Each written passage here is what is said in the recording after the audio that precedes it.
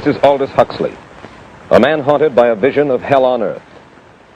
A searing social critic, Mr. Huxley, 27 years ago, wrote Brave New World, a novel that predicted that someday the entire world would live under a frightful dictatorship. Today, Mr. Huxley says that his fictional world of horror is probably just around the corner for all of us. We'll find out why in a moment.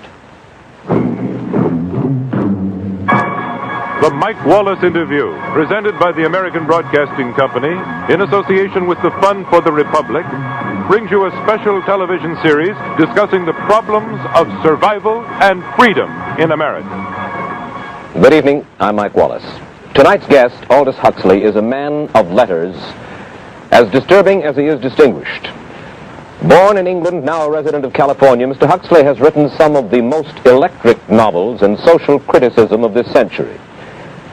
He's just finished a series of essays called Enemies of Freedom, in which he outlines and defines some of the threats to our freedom in the United States. And Mr. Huxley, right off the bat, let me ask you this. As you see it, who and what are the enemies of freedom here in the United States?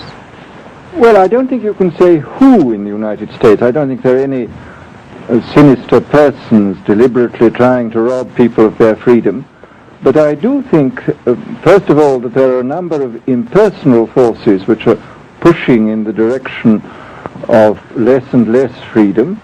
And I also think that there are a number of technological devices which anybody who wishes to use can use to accelerate this process of going away from freedom, of imposing control. What are these forces and these devices, Mr. Huxley?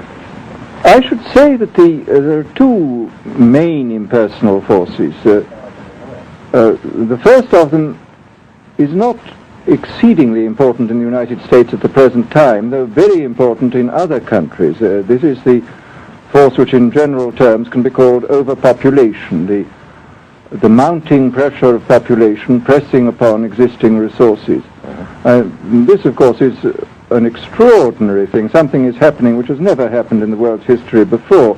I mean, let's just take a simple fact that between the time of the birth of Christ and the landing of the Mayflower, the population of the Earth doubled. It rose from 250 million to probably 500 million. Today, the population of the Earth is rising at such a rate that it will double in half a century. Well, why should overpopulation work to diminish our freedoms? Well, in a number of ways. I mean, the experts in the field, like Harrison Brown, for example, pointed out that in the underdeveloped countries, actually the standard of living is at present falling, that people have less to eat and less goods per capita than they had 50 years ago. And as the position of these countries, the economic position, becomes more and more precarious, obviously the central government has to take over more and more responsibility for keeping the ship of state on an even keel. And then, of course, you're likely to get social unrest under such conditions, with again an intervention of the central government. So that I think one sees here a pattern which seems to be pushing very strongly towards a totalitarian regime. And unfortunately, as in all these underdeveloped countries, the only highly organized political party is the Communist Party, it looks rather as though they will be the heirs to this unfortunate process, that they will step into the position of power. Well, then, ironically enough, one of the greatest forces against communism in the world, the Catholic Church, according to your thesis, would seem to be pushing us directly into the hands of the communists because they are against birth control. Well, I think this strange paradox probably is true. There is it's an extraordinary situation, actually. I mean, one has to look at it, of course, from a biological point of view. The whole essence of biological life on Earth is a question of balance, and what we have done is to practice death control in a most intensive manner without balancing this with the birth control at the other end. Consequently, the birth rates remain as high as they were, and death rates have fallen substantially. All right, then, so much for the time being anyway for overpopulation. Another force that is diminishing our freedoms. Well, another force which I think is very strongly operative in this country is the force of what may be called over-organization. As technology becomes more and more complicated, it becomes necessary to have more and more elaborate organizations, more hierarchical organizations. And incidentally, the advance of technology has been accompanied by an advance in the science of organization. It's now possible to make organizations on a larger scale than was ever possible before.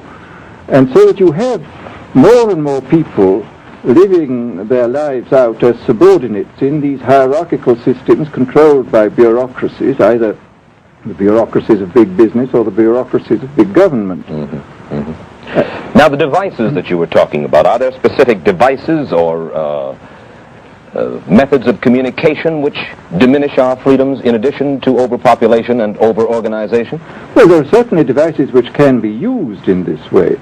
I mean, let us take, after all, a piece of very recent and very painful history is the propaganda used by Hitler, which was incredibly effective. I mean, what were Hitler's methods? Hitler used terror on the one kind, brute force on the one hand, but he also used a very efficient form of propaganda, which he was using every modern device at that time. He didn't have TV, but he had the radio, which he used to the fullest extent, and was able to impose his will on an immense mass of people. I mean, the Germans were a highly educated people.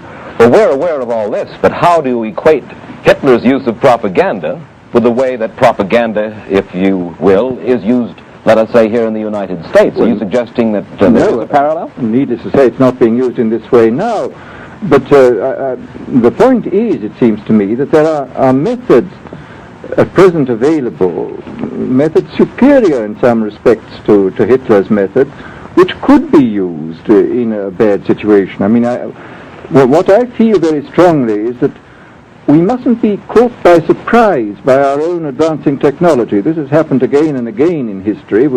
Technology has advanced, and this changes social conditions, and suddenly people have found themselves in a situation which they didn't foresee and doing all sorts of things they didn't really want to do. Well, now, what do you mean? Do you mean that we develop our television, but we don't know how to use it correctly? Is that the point that you're making? Well, at present, the television, I think, is being used quite harmlessly. It's being used, I think, I would feel it's being used too much to distract everybody all the time. But, I mean, imagine, which must be the situation in all communist countries, where the television, where it exists, is always saying the same thing the whole time, is always driving along. It's not creating a wide front of distraction, it's creating a one-pointed drumming in of a single idea all the time. It's obviously an immensely powerful instrument.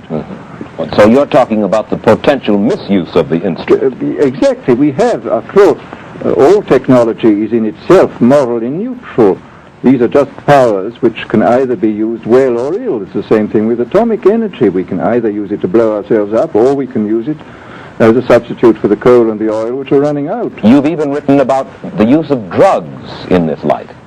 Well, now, this is a very interesting subject. I mean, in this book that you mentioned, this book of mine, Brave New World, I postulated a substance called soma, which was a very versatile drug. It would make people feel happy in small doses. It would make them see visions in medium doses, and it would send them to sleep in large doses.